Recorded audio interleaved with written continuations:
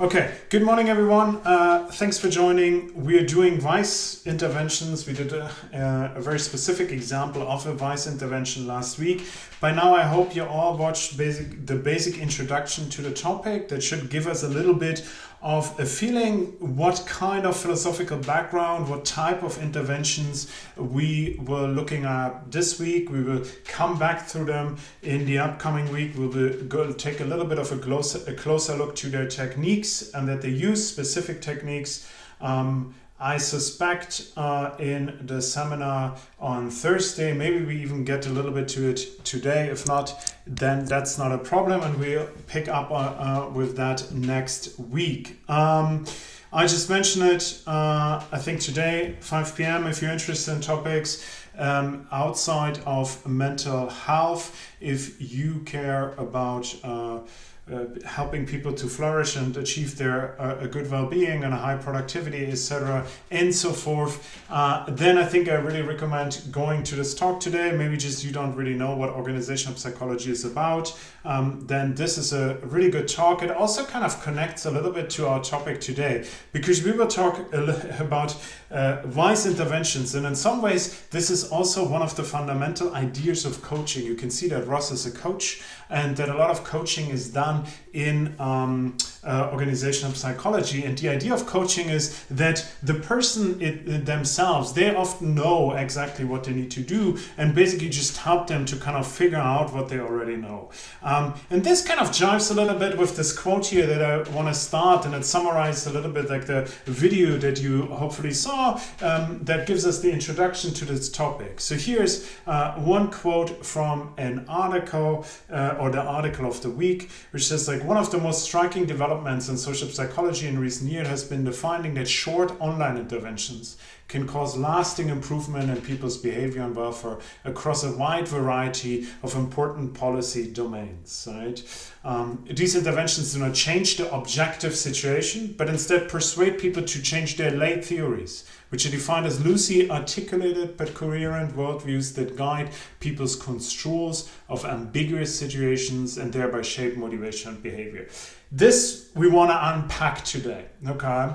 I think by now you should hopefully know that VICE interventions are not about kind of assuming there's something wrong with the person or there's something wrong with the situation that causes the problem or that causes the less adaptive coping strategy or behavior. Rather, it is basically how the person perceived the situation, how the person perceived another person. We had the example of feedback. We had the example, I think we were talking about in a video about mothers who kind of shake or beat their children. How could we help them? And this is the idea, is not to think about in VICE intervention, oh, there's something wrong with the mother, or this is a bad child, or this is a terrible situation, but kind of think about how the mother perceives, interprets, gives meaning to the situation, and trying to change that. I think why I wanted kind of to mention this is a little bit like just as a background and kind of get us going today, is that's one of the key insights of counseling, right? I think this is probably my favorite book on therapy or on counseling, a fantastic read. And Carl Rogers basically describes here how he discovered that the key bit of a successful therapy is the relationship that you establish with your client or with the patient, and not so much what technique you use or anything like that, right? It's like this incident was one of numbers which helped me to experience the fact only fully realized later that it's the client who knows what hurts, what directions to go, what problems are crucial, what experience have been deeply buried. It began to occur to me that unless I had a need to demonstrate my own cleverness and learning, I would do better to rely upon the client for the direction of the movement in the process, right? So this is a little bit, I think I often feel like, okay, this is directly talking to me. It seems like I often struggle with my need to demonstrate my own cleverness and learning and all the things I already know. And sometimes it's just better to kind of shut up and listen and just prompt what the client or the other person or the friend or my children or whoever, my students, whoever is talking to is already know. Okay, so this is like a key shared insight, and it's also an insight that coaching coaching shares as an insight that counseling very much shares, in contrast, for instance, to something like CBT, where it's like, oh, you lack a certain thing and I'm trying to teach you this, okay? So we want to take off from that and kind of see, like, how is it possible that these intervention works? Often these interventions are kind of like really short, maybe an hour, maybe it's just like 15 minutes, but somehow they change, for instance, a mother stopping to hit their child, or a student not interpreting, kind of re-engaging after setbacks and failures, transitioning from middle school to high school better. So kind of dramatic impact with often very short online interventions, sometimes in person, sometimes written, but none of them are very extensive. So how is this possible? And I want to kind of give a little bit like a personal story about this, and talk a little bit about like what happened to me when I was your age. I was a psychology student, just as you are. And this is a story that's very much related to self-verification theory. So self-verification theory, if you remember it, we are trying to kind of like, there are these three motives that the self has. And one is that to kind of verify the ideas a person has about themselves. And this is often very harmful for people who have low self-esteem, because they do not think very highly of themselves, but they actively create environments that validate and verify these negative views they have about themselves. So in my case, I was when I was I think it was in my last year, I started dating another student, and she had very low self-esteem. Okay, she somehow didn't really believe that she was, I don't know, worthwhile of love. She doubted that friends really liked her. I think when we were going somewhere, when we invited to a party, when we went to a party, when we interacted with other people, she always suspected that she was included because I know these people, and it was not because of her, or that people made an effort because of me to kind of meet with her or get to know her, but it wasn't really something about her. So even though she experienced a lot of positive things, at least what I can experience, and people seemed to like her initially, often she would not take this in as a sign of kind of a valid sign of her real true self. But then if something slightly negative or something ambiguous happened, right, she would interpret it in a way where it's kind of like, oh, okay, here you see, this is a sign that people don't really like me. And I think we all in moments have felt like that, right? It's not a completely foreign feeling to all of us. I think it was just when we meet somebody who is like a kind of a chronic low self-esteem, that they're often feeling that, much more often have these negative self-views. This is relatively rare. Most of us feel pretty good about ourselves, but this is something that about 20 to 30% of people struggle with. And so one of the things that kind of often do, what you can lay people Instagram, but others like, oh, you just should, like, what do you do, right? What do you do? It's like, oh, you have to change the meaning. It's not, people really like you. Think positive, be yourself, you are awesome, and so forth, right? There's some kind of, when we come a little bit, next week we talk about when that backfires, but there's this really, I think, well-intended idea that I want to say, oh, you are awesome, we are all special, and so forth. But somehow if you kind of experience this, and if you experience this in a relationship of one kind or another, or you experience this with himself, this feels very, very hollow and shallow. And I think it's often kind of where the person that says these things feels good about themselves. It's kind of like a kind thing to do, but it's not really helpful, and often it's really hurtful. So often we do these things more, hey, you're awesome, because that makes me feel good, but it doesn't really help the other person. So one of the ideas of wise intervention, to bring it a little bit back to that, is kind of that you do not do kind of something very general, but you try to have a specific meaning that you're trying to change, and you have a specific technique that you use for that. Okay, so here's an example where a study I really like. This is and then I think there are many, many different variations. I think she calls it, Marigold, the lead researcher, I think she calls it abstract reinterpretation or something, intervention, something like that. I think it's ARI.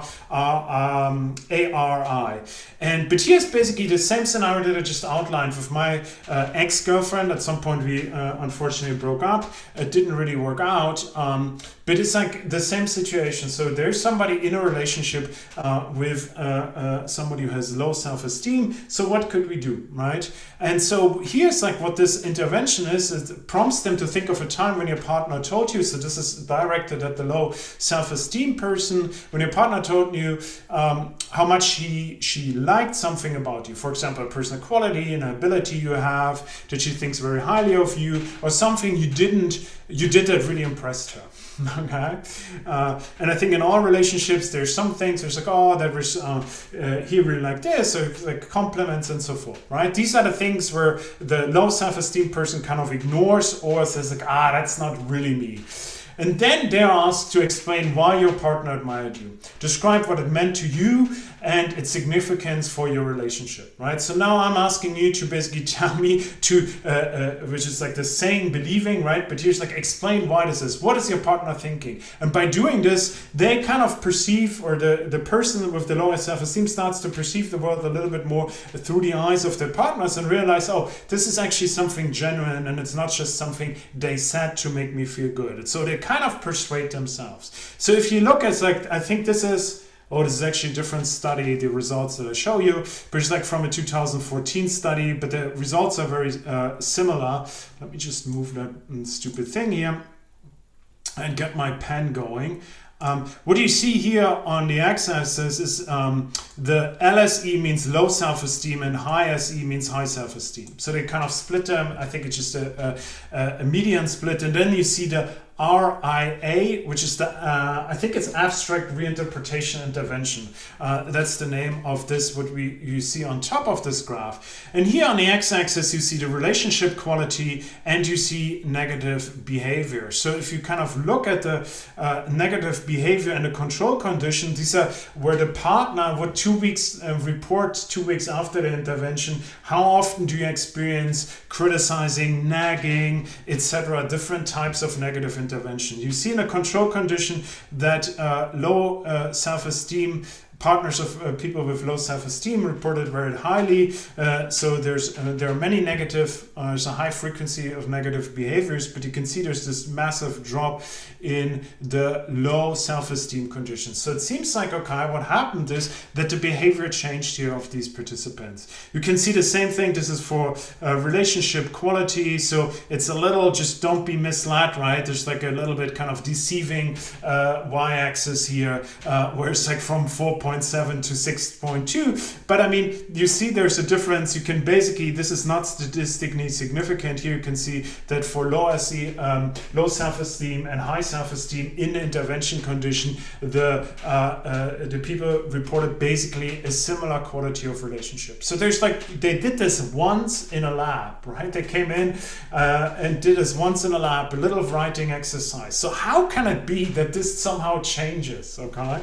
So let me come back to my, so here this is like one is like, how could a short intervention have effects that persist over time, right? This is from another good article on Moodle. This has been puzzling in part because participants presumably do not keep the theory induction message vividly in working memory for hours or days, let alone weeks or months, right? So the idea here would be, it's not that like, if I teach you, for instance, or if I teach pupils that their brain works like a muscle and can develop, that they basically go to school, like, my brain is like a muscle, my brain is like a muscle, right? That would be if it's constantly in my working memory.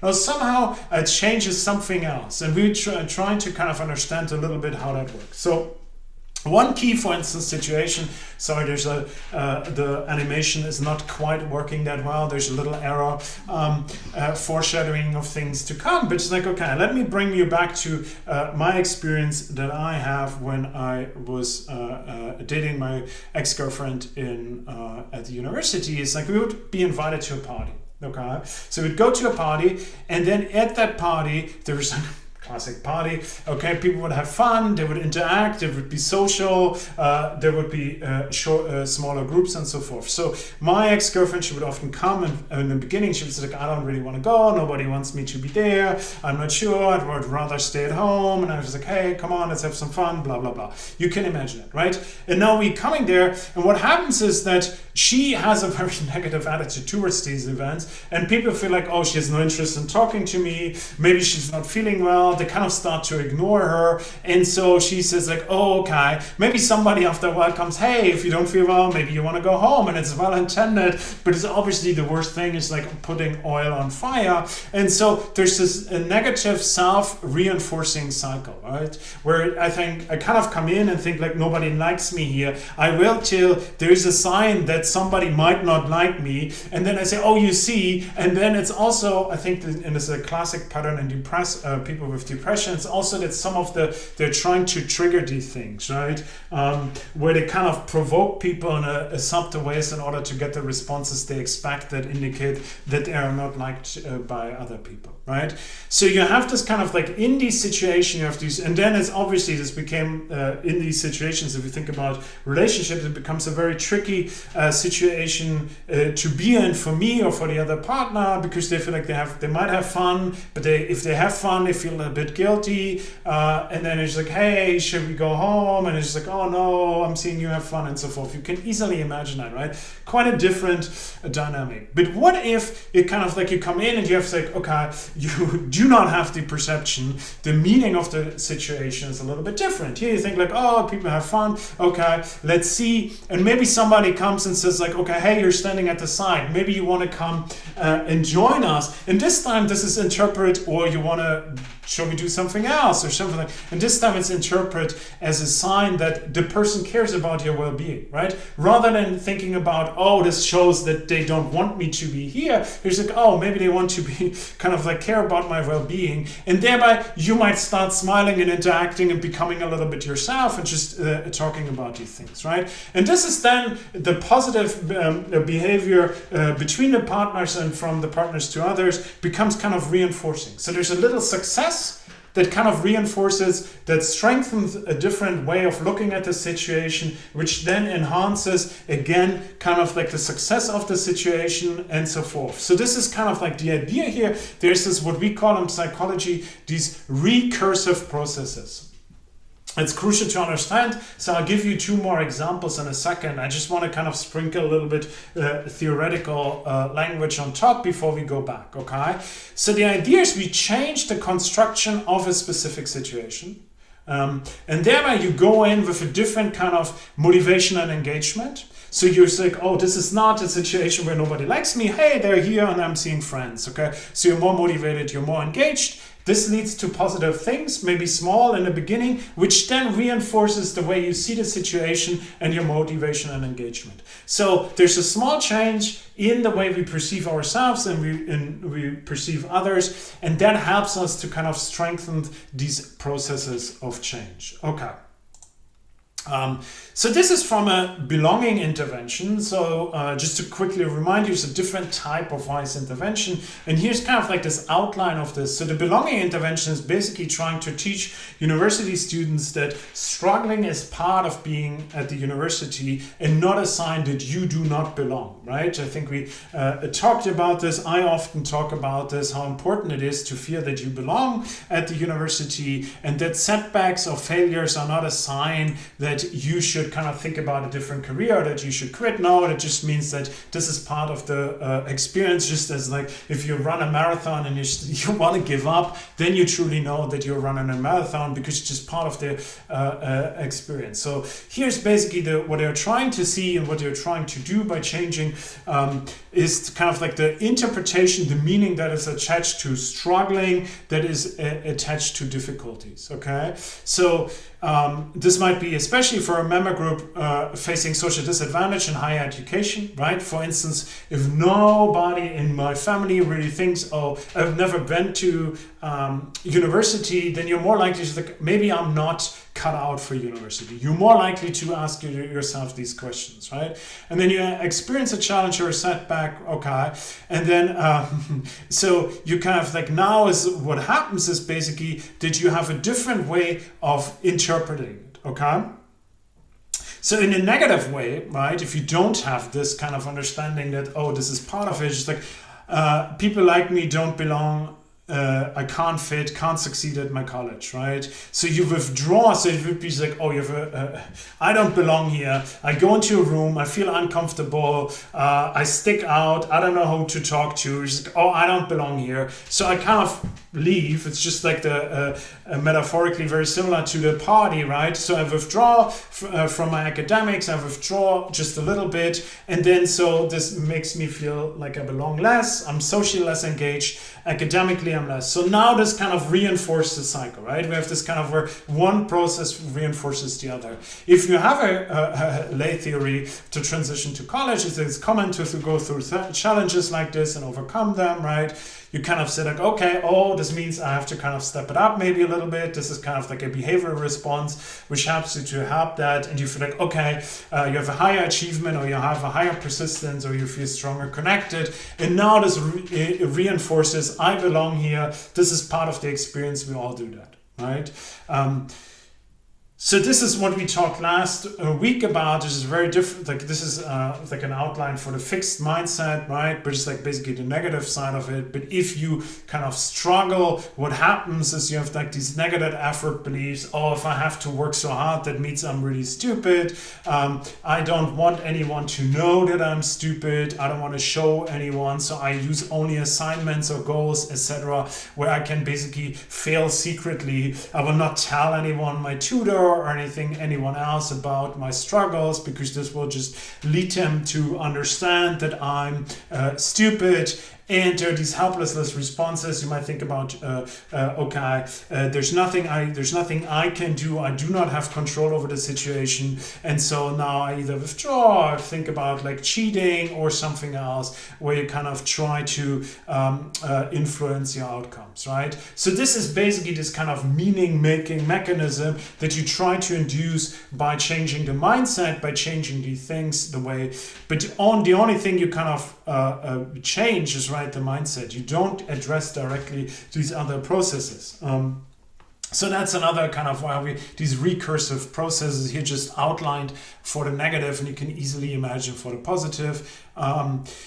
One thing, okay, to kind of put an end to that, to these recursive processes, you can easily imagine the intervention I mentioned in the introduction video sent around on Monday, that there's this like mothers who struggle with their children, right? You can easily see, okay, so they look at a child, maybe I have a problem child, maybe I'm a bad mother, and hence there's like, oh, my child is just like a terrible child, and now they kind of reinterpret the situation, think like maybe crying might also be, there's a chance that this might be hungry, uncomfortable, need for love, or tired. And maybe they try one of these coping strategies, and now the kid stops. And it's like, oh, I feel better about myself as a mother, I feel better about my child, it's not the child, it's not, I tried something. And you can easily see how this reinforces itself. So this is the idea of basically by changing the meaning, you have kind of like these, you set in progress these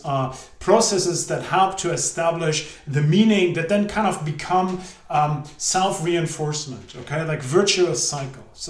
And that's why we think that even very small interventions, such as a fixed mindset intervention, might have really long-lasting impacts. So, okay, let me take a sip. So this is one thing where we're kind of thinking about, okay, if you think about, we have these interventions and they somehow work. Why do they work? One part of it is these recurring or self-strengthening processes, right? Another bit is like that we tap in kind of like fundamental motivations that drive people anyways. And we just use them and kind of say like, this is what people do all the time. And now we just use them basically and kind of tap into them and help them change their meaning, okay? Because I think we talked about it, but the idea of in social psychology in particular is that often what we do is very much kind of like being a naive scientists where you try to understand yourself and the world. You're trying to make sense. We're all kind of like in some ways psychologists who do this all the time, and there are certain motivations that drive us. And there are kind of three key motivations that are named in the article. I think the terminology is not the greatest, but I'll explain these three and then kind of connect them of how we can use them to strengthen the idea of changing the meaning. So what is the need to understand? And I think this is like a basic drive. You go around the world and you're trying to understand yourself and your place in the world, and you're trying to understand the mechanism. Sometimes this might not even be anything with psychology, but what we're constantly trying to do is making sense of a situation and making sense of ourselves. It's just like, oh, if I'm a person like this, I have somehow a working hypothesis, then in a situation like that, that should happen, right? If intelligence is fixed, then investing more effort should not help me. Okay, I learned a little bit, didn't help me. Okay, it seems like my intelligence is fixed. There's nothing I can do about it. And now I kind of established basically an understanding of an aspect of a self, something that is important to me. And sometimes these this is like one intervention, like one way or one motivation, this is one motivation these interventions tap into. They say like, okay, there are people, we're constantly trying to do it. They come in these situations. That's what students, what pupils, what mothers, what teachers are trying anyways. How can we use that, right? Really powerful.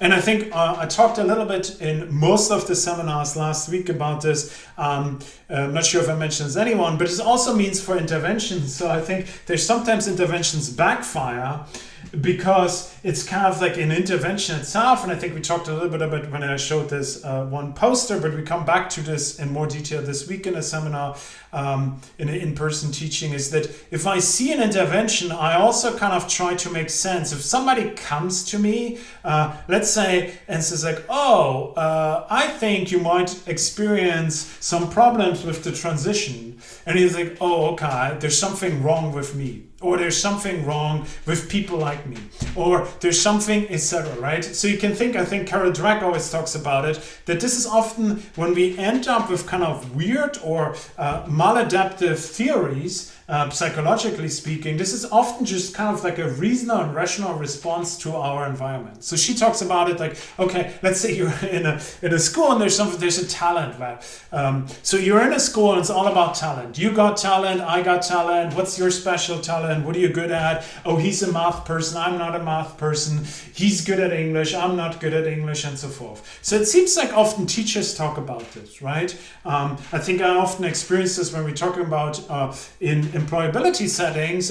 Administrators often talk about widening participation students. A little like, oh, there's something difficult about them, or it's like they have something, right? And I think if I'm a widening participation student, I immediately pick up on that, and it's like, oh, there's something that makes it hard for me, which has a counterintuitive thing, right? You can also like gifted. There in many schools there are programs for the gifted. Gifted means there's some people who have more talent than others. Oh, it seems like some people are good or not. How do we figure it out, and so forth. So it's not just in positive ways, but in negative ways. Often the understanding we have, whether we belong or not, how our intelligence works, whether we are a good parent or not, and so forth, are just rational responses to what is going on in our environment and what kind of like the cues we pick up on that. Okay.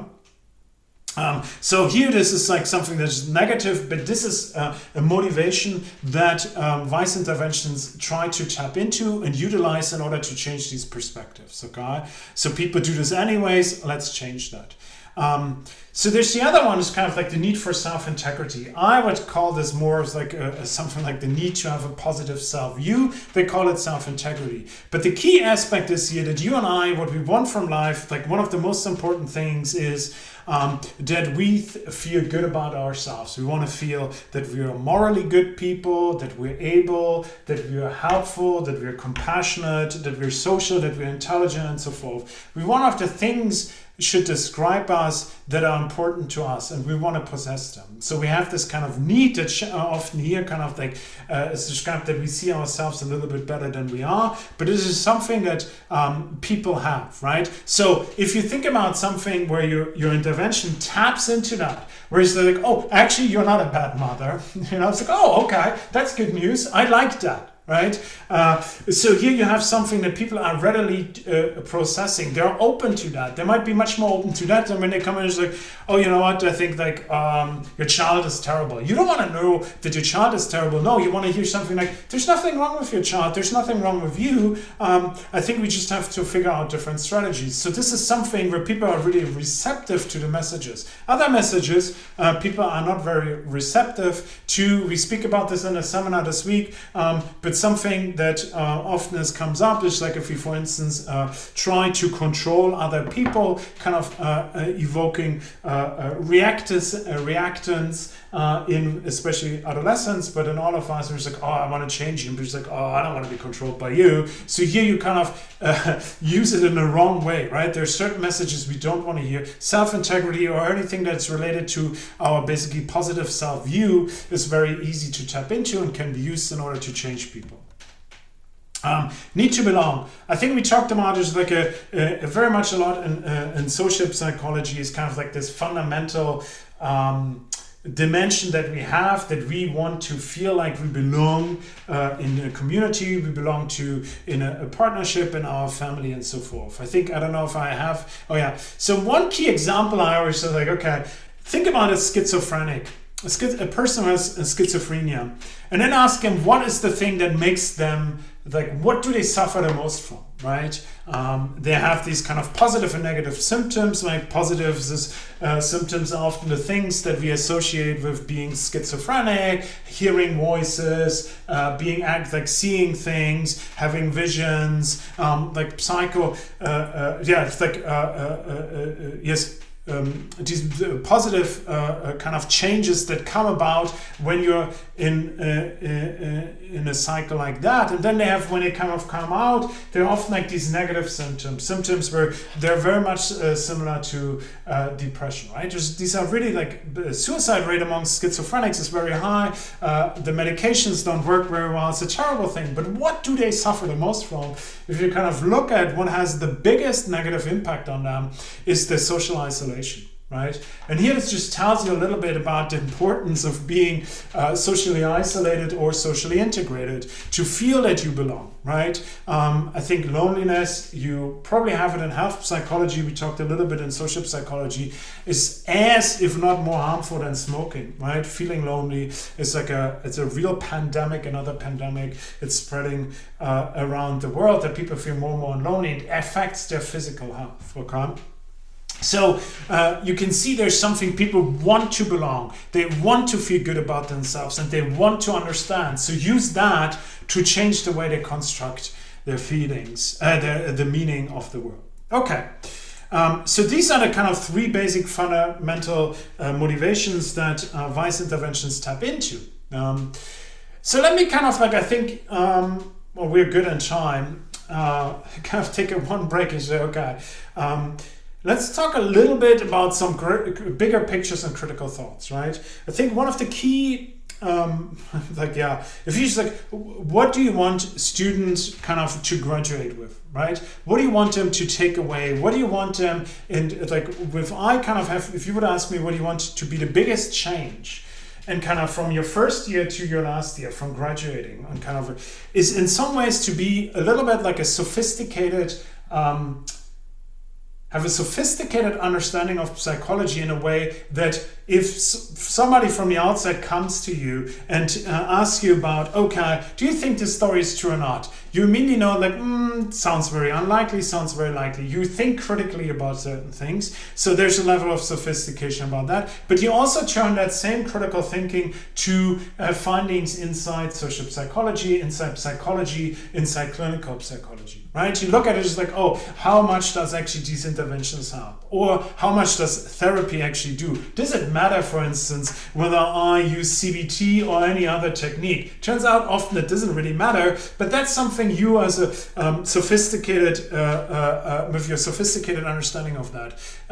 And so some like part of this in this module where we think about are like the problems, right? So I think there's something where I feel like sometimes like, okay, somebody comes to me and says like, here's a problem. And I think like, it's just like, it seems like just something you read on the internet, okay? And I think like this is like one part of the why I like our intervention and why I like it at you. I could just give you a problem, right? I could just give you 10 problems that I pick one of them. Is picking it is kind of also to developing a little bit like a bullshit detector for some of the stuff that is happening and critically think like, how would that happen? How is like, is anything I learned in psychology actually lead me to believe that? Here are 2 examples that I took from the BBC, right? BBC, I think, I don't know, I didn't grow up in a UK, but it's like it's a, I mean, so well, I think you don't have to be grown up. That's just delete the last sentence. BBC is a well-respected source of information. There's a lot of really, really stupid stuff they publish, really unsophisticated, really kind of buying into distracting narratives. We talked about this a lot in the last seminar, right? It was like you read something, does drill music cause crime or often an escape from it? It's like how, I don't know. It's like I think if you see somebody's like that music causes a person to kill another person, all the alarm bells in your psychological brain should ring. It's just like that's just nonsense. Okay, TikTok fears videos may trigger eating disorders. Okay, there's so much that we're like as a psychologist. Okay, that sounds very, very, very unlikely. If you read these articles, you see there's like there's some kind of, I don't know, somebody from a charity says like, oh, we are concerned about TikTok and that it triggers, and then somebody from TikTok says, oh, we are monitoring this content. It's all just distractions to things that are really important, right? But it's more interesting to talk about this. So just be kind of like, this is one side. But I also want you to not just kind of, if I tell you, oh, you know what, short interventions are amazing. I want you to just like, click, is that possible? How's this possible? Okay, he talks about the processes. Okay, that makes it possible. But what do we know empirically about this, right? And I think this is something where the mindset or kind of like these interventions became a little bit under fire. And I think there's some parts that are true to that and some parts that are not true to that, right? I think I started last week talking about Carol Dweck. I think she's probably, I mean, for sure the most influential social psychologist of the last 20 years, maybe the most influential psychologist. You can argue with Daniel Kahneman, but there's like these, she's dominating in somehow a lot of how psychology is perceived outside psychology. There's the kind of like at some point there always comes the backlash, just as on TikTok or Instagram or Facebook or Twitter. First people love it, then there comes the backlash, and then there comes the backlash to the backlash. Here's too, there's like a debate arising. It's like, okay, how reliable, how strong are these effects, right? And I think one of the key, we talked a bit about the many successful replications we saw in the last session, right? So I don't want to rehash that, but another really key argument is like that often the effect sizes of these interventions are not big enough, okay?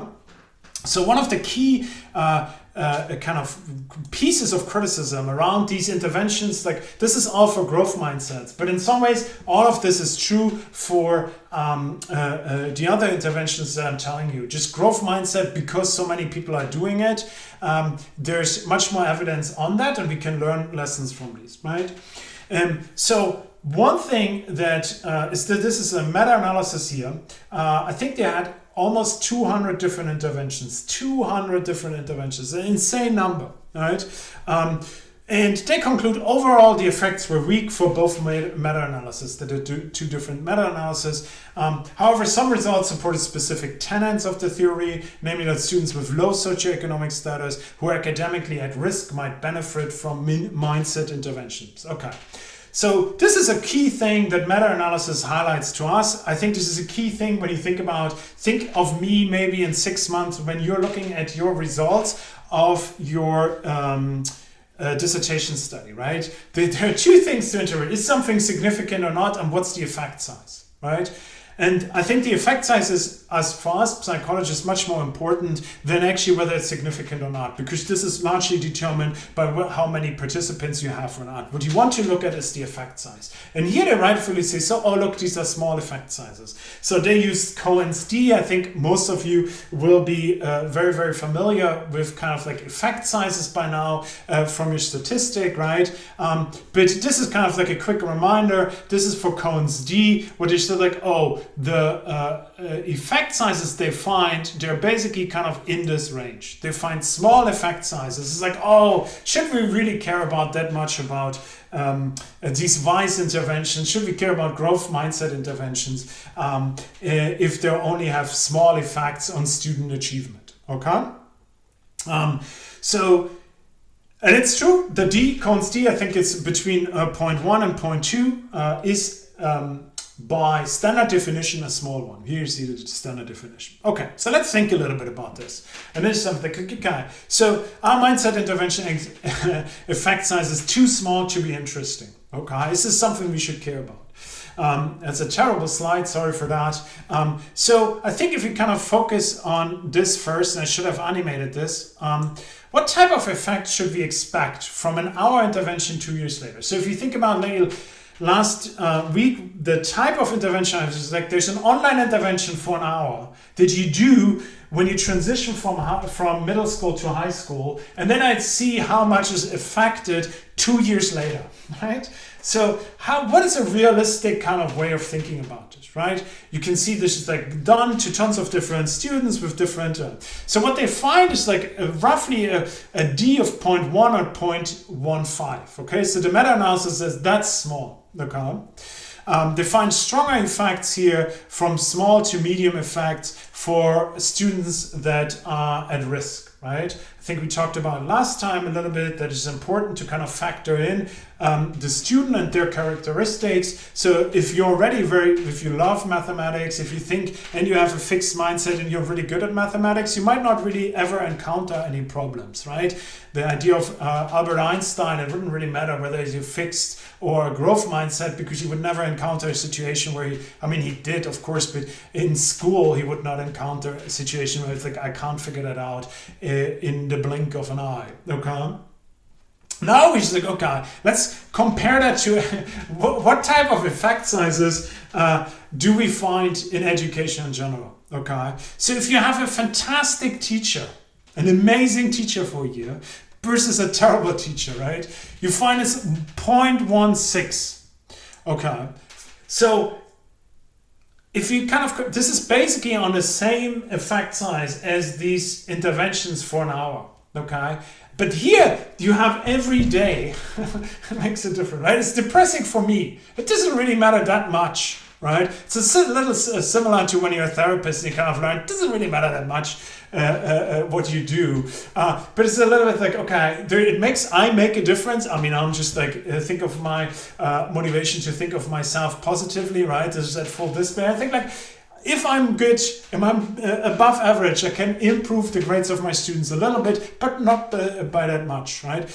And the entire year of math learning, the effect on your math scores at the end is 0.22. So whether you have that year or not, it makes a difference, but it's a medium effect size, okay? Same as like, oh, we need to drastically reduce the class size. So instead of 30 students, we should have 10 students. Similar effect, medium effect, important effect, and then, if you kind of combine some of these things, they all matter. But it's just like that gives you, so here, like a different way of looking at these effect sizes is to say, well, these 0.15 or even 0.1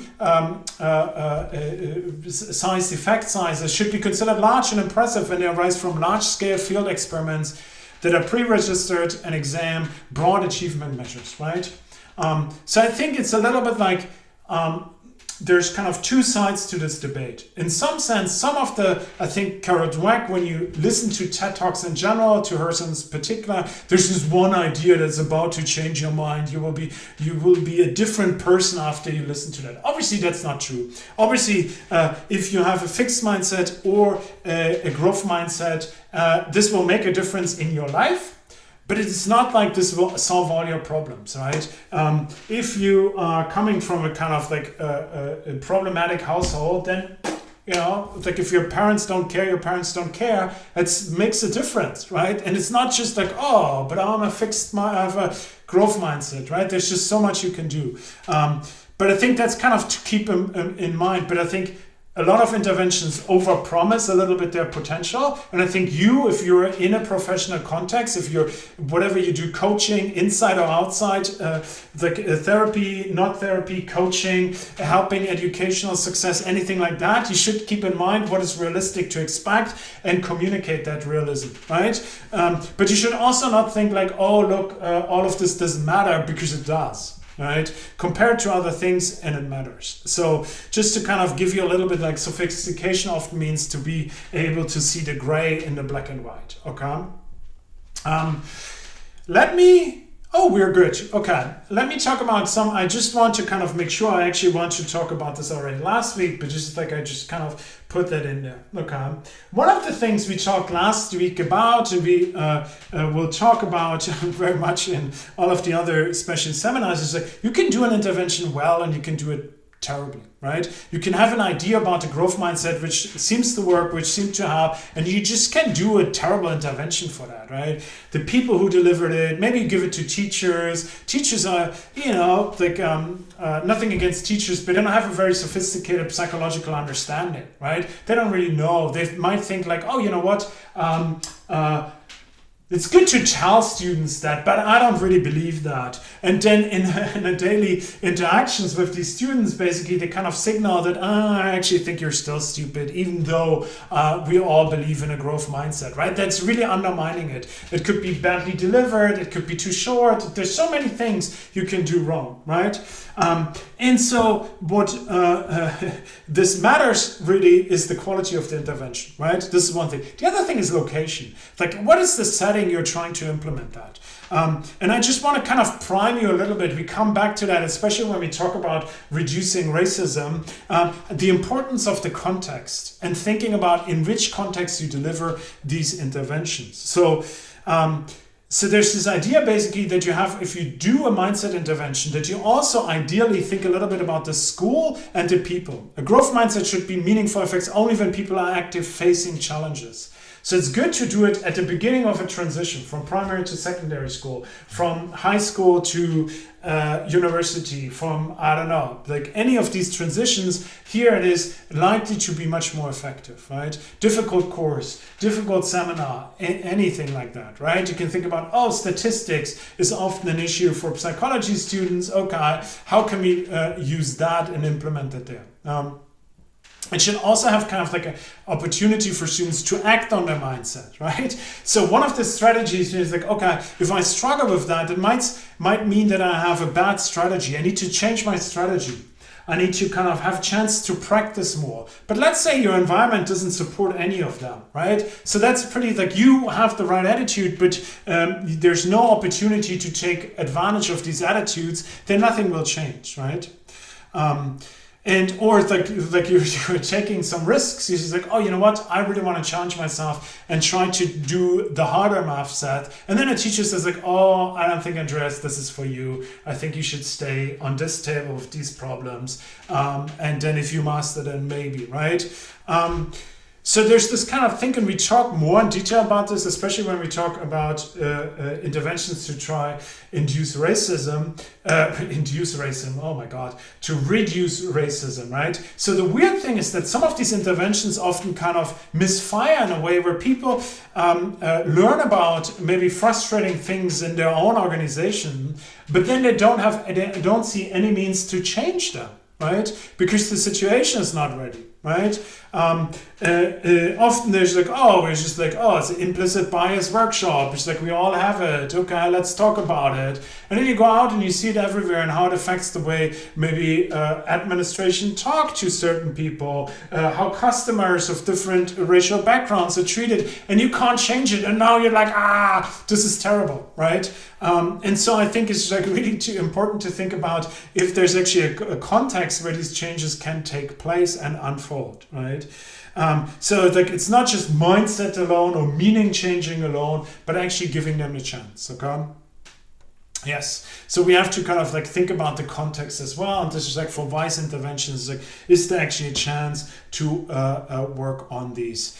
So here's like, okay, this is a little bit how you can like the mindset plus context perspective. You can think about it, right? So if you have an intervention, you instill a mindset, okay, so this is good. If you don't, the intervention doesn't succeed and convincing students that they really understand, not just know that they're supposed to say that intelligence is like a muscle, but they really believe it, okay, then you have a chance. Otherwise, you will have no effect, right?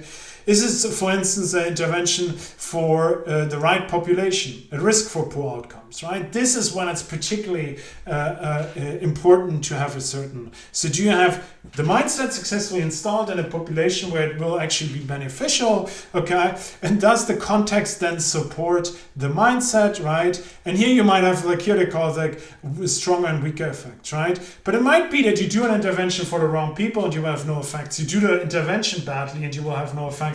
Or you have a context where it's not supported and you will have no effects. So this is kind of like if you think about implementing these things in reality, if you think about implementing them in your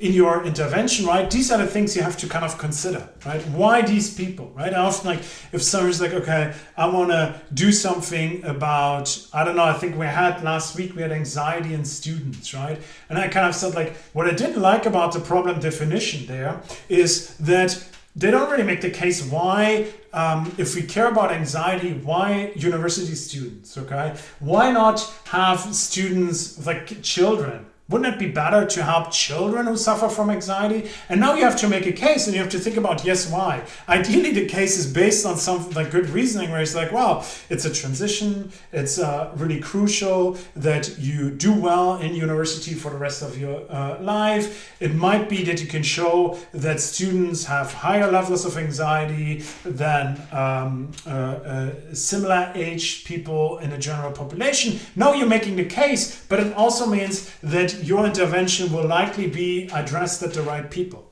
right? Okay. So this is kind of like why we are talking about this. And then it's a context, right? I don't know for students, but we context where they couldn't implement that. But maybe there's something where they don't have actually control over structuring their lessons or their learning time or anything like that. I'm not sure. That seems harder to imagine.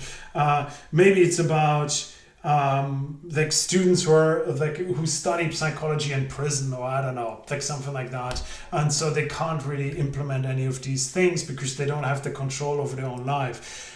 Not sure, doesn't really fit very well in this example here, but that's kind of thing just to kind of keep in mind. Does the context actually allow for these recursive processes to unfold and establish itself? Okay. Well, okay, maybe we tease that. I think I don't want to feel extremely rushed. I think we will talk a little bit about this in either this week or next week, depending on how much we can get done in our seminars. For the problem, what I talked about, I think I uploaded, some of you asked if I can upload the problems with my comments. I think in the seminars we went through these problems. I highlighted what I saw and I can show you if I would do the marking. These were my comments, these were my problems. I uploaded the thing I thought was the best and kind of highlight all the things why I think it's so good. I wouldn't like to upload somebody kind of like, I don't know, like, oh look, this is really bad and here's all the reasons, okay? I think it's good to look at bad examples, good examples, contrast them, but I don't feel that super comfortable with uploading that with my comments. So I uploaded the one where somebody did really well and kind of highlight the things that I think that student is doing really well. You can find that for them on Moodle for the materials last week. I think it's something called problems corrected or something like that. I think it's obvious. Okay, let me talk about, maybe I can kind of do just one technique and then we come back to that in the seminar.